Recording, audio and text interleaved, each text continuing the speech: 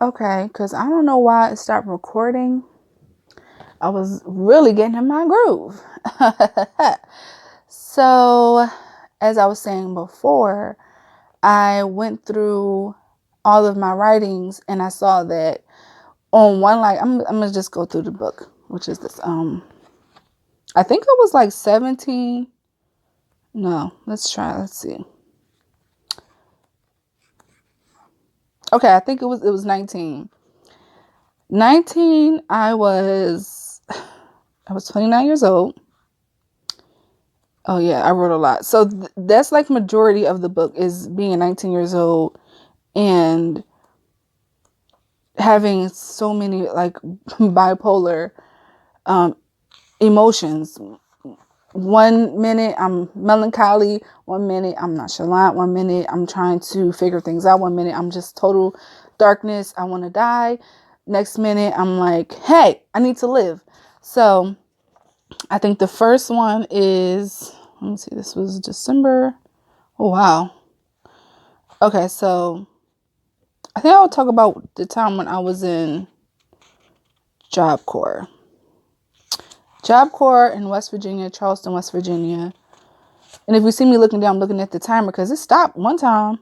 It stopped recording me, so I think I went into Job Corps in April. So, yeah. Okay, so this poem is called Permanent Mark. And I think I'm going to start with that one. But to side note this, when I was 19 years old, I guess like the whole time in Job Corps, one day I had wrote like maybe 5 poems. It was in August. Yeah, in August. I think I was just over it. I don't know what was happening. I guess we'll find out in the book because I wrote it. Not because I wrote it, because I wrote down what happened that day. Okay, so Permanent Mark. Yeah, this is like oh my God, this had to be, I think this was like the date, the day after I arrived in Job Corps. Yep. So, I'm really trying to limit saying, all right, let's see how that goes. Okay, am I messing with it or? So that's Permanent Mark right here. I'm going to read the commentary also in the back. This is a really, like, it's not like a huge book. It's very compact. You can put it in probably like a medium purse or something. And hope that kind of came out right. Child, we at that 3-minute mark. It better, that time better not, like, that time better keep going. So here it is. Permanent Mark, April 22nd, 2009, age 19, poem. I think maybe I should like lift it up to kind of show you that I'm still reading. Why is she still in my mirror? Can't she leave me alone? She cut me where I hurt the most, and now I'm going home. Who the hell does she think she is? Not moving 1 more inch, knowing that I'm a violent girl and that I'll fight this bitch. That cut is still there on my heart, and it just won't heal. How come when it's time to hurt, instead you feel? Now it's a permanent mark, and it won't go away. It's a permanent mark, and it's here to stay. And that is like, I think that's me fighting. That's me kind of saying like, I know I have this other side of me that just won't quit trying to like destroy me. And I'm just like, I need to address it. I need to face this other girl. I think sometimes you kind of get like personality disorders when you have a battle on the inside of you. And the battle inside of me was, I want to be happy. I want this prosperous life. I want to be successful. And then it's this other girl inside of me that's like, I don't want to get out of bed today. I don't want to eat. I don't want to go to the bathroom. I don't want to wash up. I don't want to do my hair. I don't want to talk to people. And all of that kind of turns to this like orb of like darkness. And it just lingers inside of me. And it's like, I don't want to be graphic about it, but I want to release it out of me. And I think the way of me releasing it was to write it down. Yeah, write it down. So yeah. So I said, well, this is my present self-commentary. Remember, this is at 25 years old. I am now 31 reading all of this. Here we go. I did incredible damage to my self-esteem, and it was time to heal. I wanted to do damage control at this point.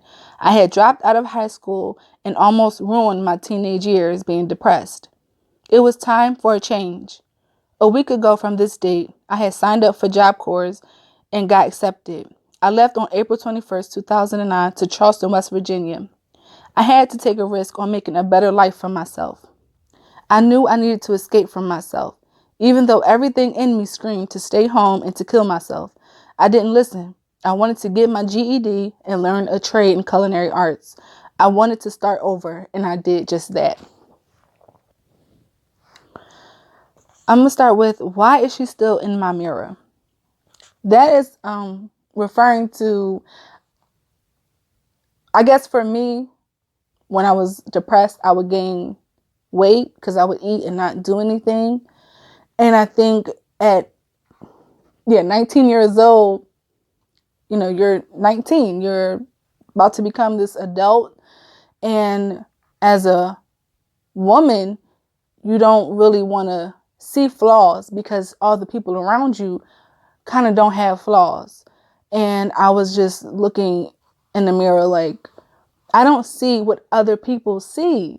They say, you're so pretty, you're this, you're that. And I'm like, I don't see that. I see this bitch that don't want me to live. Like, why is she there?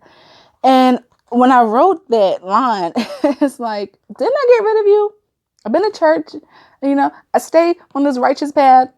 Why are you still here? Like, why are you still trying to, ruin my life?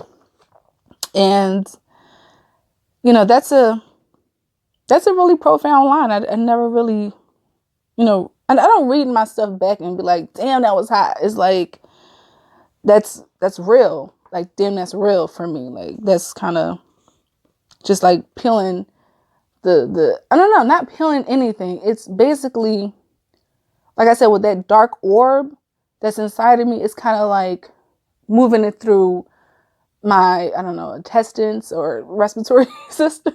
Like, it's moving through my body each time I kind of confront this mental illness of mine. And so the next line is, can't she leave me alone? So I'm speaking, I think this is like, this is first person basically. And I'm talking as if I'm not talking to myself. It's kind of weird. Like, I do write like that, as if I know someone else is going to be reading what I'm writing. So, but I feel like when I say, can't she leave me alone? It's like, I'm tired of going through the same vicious cycle of being depressed and then fighting my way out of the depression to be happy for 2 days and then it's back down. So it's like, can't you leave me alone? Like, can I just have like maybe 1 year of just great feelings and never being depressed no matter what happens? But we all know that's not life. And I said, she cut me where I hurt the most and now I'm going home. So I think that was like a metaphor to say, like, she cut me, meaning I cut myself, which is kind of saying I was cutting myself. Well, trigger warning, cutting yourself when you are having suicidal thoughts. Oh God. So this is crazy. Nope, I ain't gonna go there. Not yet. Because I'm 19 years old. I was not cutting myself at 19 years old. But cutting myself in the sense of doing things to ruin my adult life, basically. If someone invited me out or if I was at like a family function, just this wave of somberness would come over me and I'm Debbie Downer and now nobody wants to talk to me and hang out with me, or everyone is constantly saying, is everything okay? Are you all right? Are you all right? And that's like, she's cutting me. She's hurting me.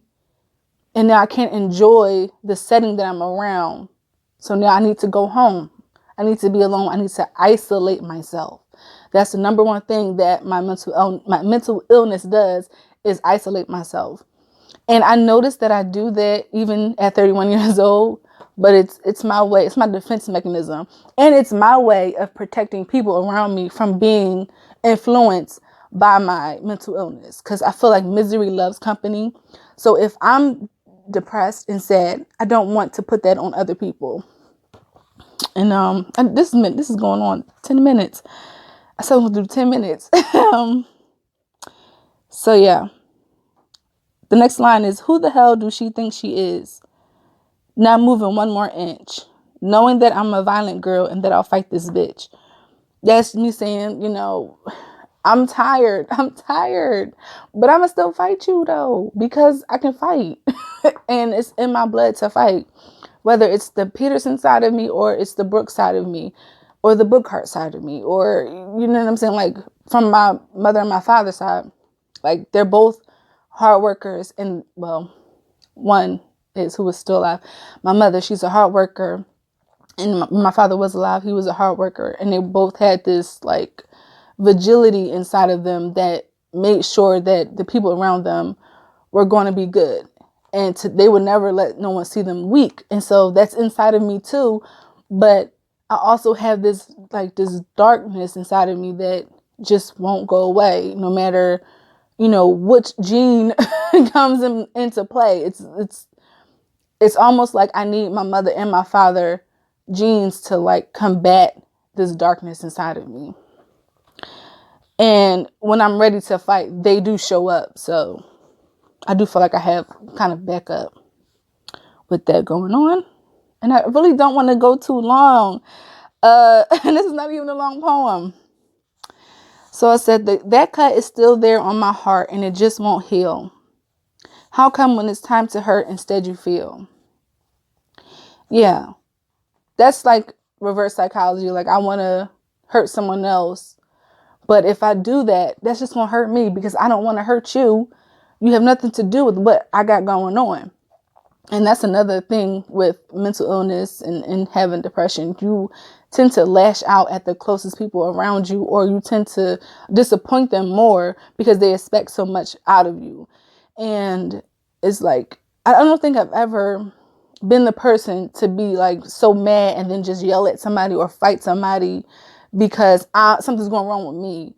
I do internalize it a lot, which is really, really, really just messed up. But I'd rather take it out on myself, because it's me who's messing with me, and then go to someone else that I love, or even a stranger, and just, you know, mess up their day, because that's wrong.